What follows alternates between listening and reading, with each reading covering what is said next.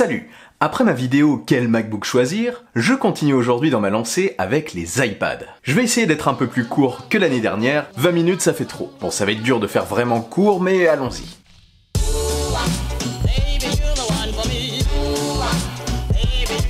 Après réflexion, la gamme d'iPad vendue par Apple est plutôt claire. Je ne vais pas m'étendre sur tous les modèles non vendus par Apple et sur le marché de l'occasion. Si vous avez des questions à ce sujet, laissez un commentaire, j'essaierai d'y répondre. Oui, maintenant ça commence à être un petit peu difficile pour moi de répondre à tout le monde. Autre chose, avant de commencer, n'oubliez pas le reconditionné certifié d'Apple, où vous pourrez trouver des produits comme neuf, si ce n'est neuf, avec la même garantie Apple, mais moins cher. À scruter, je glisse le lien sous la vidéo si ça vous intéresse. Franchement, ça vaut le coup d'y jeter un œil. Ceci étant dit, quel iPad vendu aujourd'hui par Apple est fait pour vous? Déjà, première chose, cette année on a 5 iPads vendus neufs, sans compter le reconditionné. L'iPad mini 4, l'iPad 2018 et 3 iPad Pro. L'ancienne version de 2017 de 10,5 pouces et les deux nouveaux iPad Pro version 2018 de 11 pouces et de 12,9 pouces. Comme pour les MacBooks, on a une gamme classique et une gamme Pro. Par contre ici, la différence importante de taille entre les différents modèles peut pousser un non-pro à désirer quand même un iPad Pro. Je vais donc aborder les choses un peu différemment et les traiter un par un.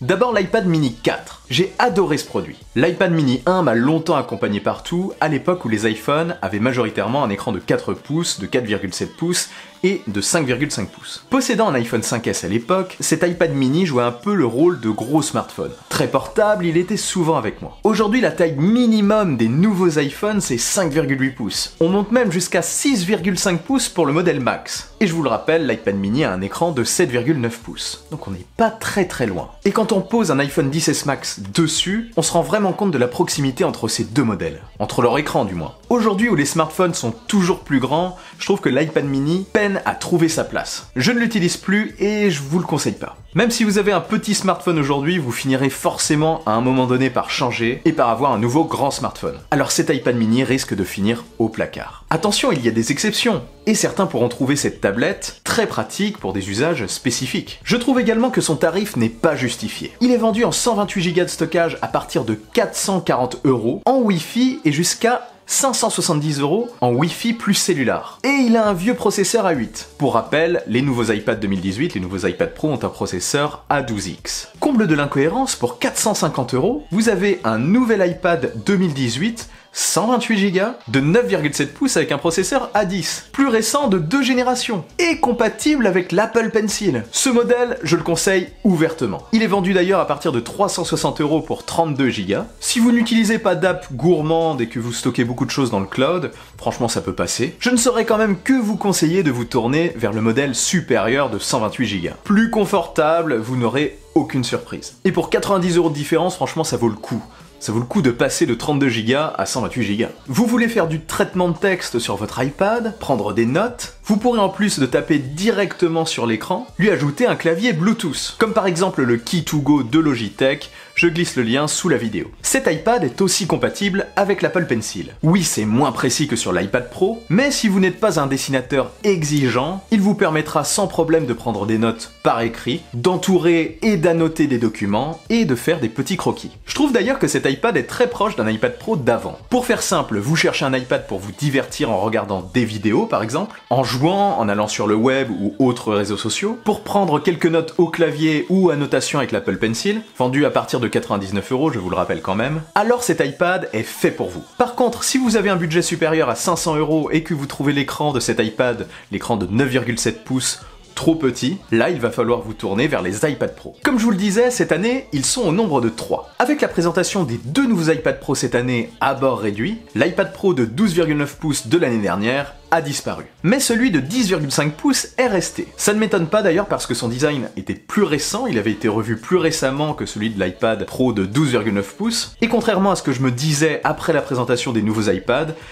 il a quand même parfaitement sa place. Sans lui, il y aurait aujourd'hui un trou béant entre l'iPad 2018 vendu à partir de 360 €, dont je viens de vous parler, et les nouveaux Pro qui débutent à partir de 899 €. 540 € de différence quand même. Voici donc notre iPad Pro de 10,5 pouces vendu à partir de 740 €, soit 160 € de moins que le nouvel iPad Pro de 11 pouces. Somme que vous pourrez affecter à l'achat d'un clavier Bluetooth tiers et d'un Apple Pencil. Le clavier Apple pour ce modèle, je ne vous le recommande pas. Surtout à 179 €, waouh! Waouh! Il manque clairement de rigidité et de position, il n'y en a qu'une. Chose qui a été en partie réglée par les nouveaux claviers destinés aux nouveaux iPad Pro. J'y reviens. Donc pour faire simple, vous avez un budget quand même limité et vous ne voulez pas dépasser les 900 1000 € avec des accessoires, et vous cherchez un produit plus puissant et plus précis que l'iPad 2018, cet iPad Pro devrait alors vous convenir. Il fait tout ce que fait l'iPad 2018 en mieux. Un peu plus puissant, l'usage du pencil y est plus précis pour dessiner, et sa caméra arrière est supérieure. Avec ses 12 mégapixels, vous pourrez même filmer jusqu'en 4K contre 1080p pour l'iPad de 2018. Bon, je reconnais que filmer avec son iPad c'est un petit peu étrange et pas super pratique, mais bon, ça peut dépanner. Autre petit plus, contrairement aux deux nouveaux iPad Pro, cet iPad Pro est disponible en 4 couleurs. L'argent, le gris sidéral, c'est pareil pour les autres, mais il y a aussi la couleur or et la couleur rose. C'est un petit détail qui peut faire mouche. Par contre, si vous pouvez économiser un peu pour mettre un petit peu plus, ou si vous avez tout simplement le budget dès maintenant, les nouveaux iPad Pro offrent cette fois-ci vraiment du neuf. On est vraiment face à une nouvelle génération d'iPad. L'iPad Pro de 11 pouces sera d'ailleurs bien meilleur que l'iPad Pro de 10,5 pouces. Même encombrement, mais écran plus grand aux angles arrondis, écran qui épouse les formes de l'appareil, fini donc l'écran bien rectangulaire pointu, des bordures plus fines, plus de boutons Home, et donc l'arrivée de la très agréable navigation par geste qu'on retrouve sur les iPhone 10, 10S, 10S Max et 10R, et à la place du bouton Home, du Touch ID, le Face ID, la reconnaissance faciale d'Apple pour sécuriser vos transactions, certaines applications et pour déverrouiller votre iPad. En plus, maintenant ça fonctionne dans tous les sens. J'attends vraiment que ça arrive sur l'iPhone aussi. Ce nouveau modèle n'est plus compatible avec l'Apple Pencil parce qu'un nouveau a été créé pour lui. Avec son nouveau design avec un bord plat, il s'aimante directement sur la tranche de l'appareil. En plus de le rendre pratique à transporter, ça lui permet aussi de se recharger directement sur l'iPad. Et ça c'est plutôt pratique. Bon, après il faut les moyens pour se le prendre, cet Apple Pencil, parce qu'il coûte quand même 135 €. Mais c'est un vrai condensé de technologie. Si vous dessinez, si vous utilisez par exemple Photoshop ou autre, vous pourrez accéder à d'autres options en double tapant directement sur la partie plate de ce nouveau stylet. Switcher de la gomme au pinceau par exemple. C'est un accessoire quand même destiné à un public particulier, on peut s'en passer, mais avec, c'est mieux. Sinon, comme je vous le disais, le Smart Keyboard a été revu et a donné naissance à un nouveau modèle sur les nouveaux iPad Pro, le Smart Keyboard Folio. Il s'aimante directement à l'arrière de l'iPad Pro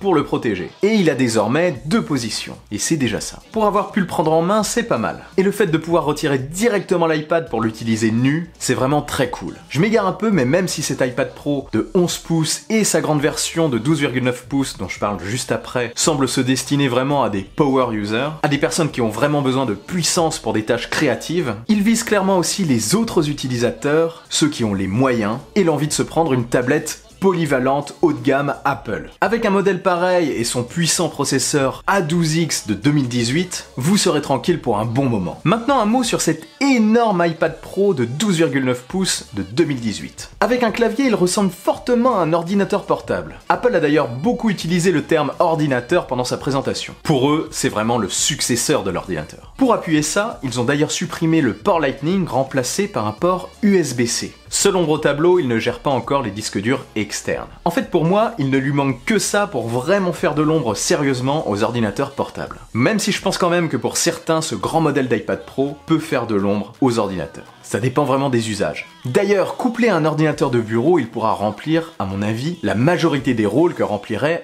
un ordinateur portable. En accédant à vos données sans fil, vous pourrez faire de la bureautique par exemple, mais vous pourrez aussi regarder des vidéos, des films, des séries, légalement. Profitez donc de vos abonnements Netflix, Amazon ou autres, et écouter de la musique, ces haut-parleurs stéréo sont vraiment très bons. Par contre, il lui manque désormais la prise jack. Il vous faudra donc opter pour un adaptateur USB-C vers jack ou pour des écouteurs Bluetooth. Vous pourrez faire de la retouche photo précise avec le nouvel Apple Pencil, dessiner, monter quelques vidéos simples, même si pour moi ça manque quand même un peu de fonctionnalité pro pour aller plus loin, et effectuer toute autre tâche principale que vous feriez sur un ordinateur portable. En gros, si vous n'êtes pas adepte du téléchargement et que vous utilisez un ordinateur à côté, l'iPad Pro remplira tous les rôles sans sourciller. Si je ne faisais pas de montage vidéo avec une vraie envie de mobilité, franchement je le prendrais sans hésiter. Lorsqu'il prendra en charge les disques durs externes, ce sera bingo. Donc demandez-vous ce que vous attendez d'un ordinateur portable et regardez s'il peut le faire. Bon voilà, pas facile à traiter comme sujet, je vais essayer de faire simple pour conclure. Déjà, l'iPad mini 4, je dis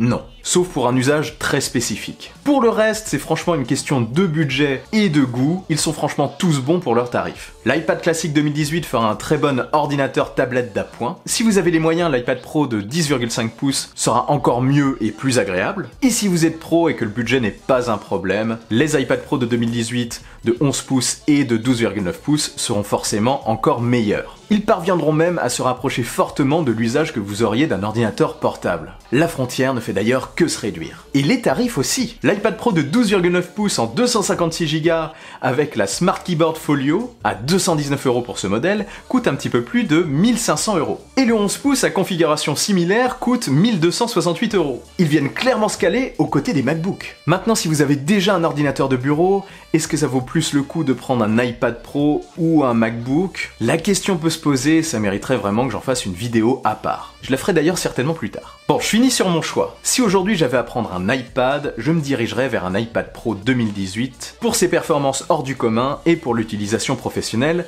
du Pencil. Possédant déjà un MacBook Pro de 13 pouces qui m'est indispensable pour monter mes vidéos, je choisirais l'iPad Pro de 11 pouces qui serait plus nomade et plus complémentaire de mon MacBook Pro sans trop cannibaliser ses usages. Je pense d'ailleurs le tester en 2019 pour voir où se situent les limites de l'iPad Pro et pour savoir surtout à quel point il cannibaliserait mon usage de l'iPhone et du MacBook. Nouvelle curiosité pour moi, ça n'en finit jamais. Oh, j'allais oublier, Wi-Fi ou cellular? J'aurais tendance à conseiller le Wi-Fi seul, en plus d'être moins cher. En général, chez vous, vous utilisez le Wi-Fi et à l'extérieur, vous pouvez partager la connexion de votre smartphone que vous avez toujours avec vous. Par contre, si vous voulez l'utiliser en ligne seul, sans avoir à proximité votre smartphone ou une connexion Wi-Fi, pourquoi pas vous diriger vers le modèle cellular? Mais je pense que c'est une situation rare et on peut clairement s'en passer. Sauf peut-être pour un usage pro, et encore. Voilà, j'espère avoir été suffisamment clair, cette année c'est pas si compliqué que ça je trouve. L'iPad 2018 d'entrée de gamme centralise complètement l'intérêt des gens qui veulent simplement une tablette qui peut en faire un petit peu plus. Si vous avez des questions, n'hésitez surtout pas à laisser un commentaire, j'essaierai d'y répondre comme je vous l'ai dit. Je me répète mais jetez vraiment un œil au reconditionné certifié d'Apple, on peut y faire de bonnes affaires. Vous trouverez les liens vers tous les iPads dont je vous ai parlé dans cette vidéo et vers le reconditionné certifié sous la vidéo. Si cette vidéo vous a plu et que vous voulez me soutenir,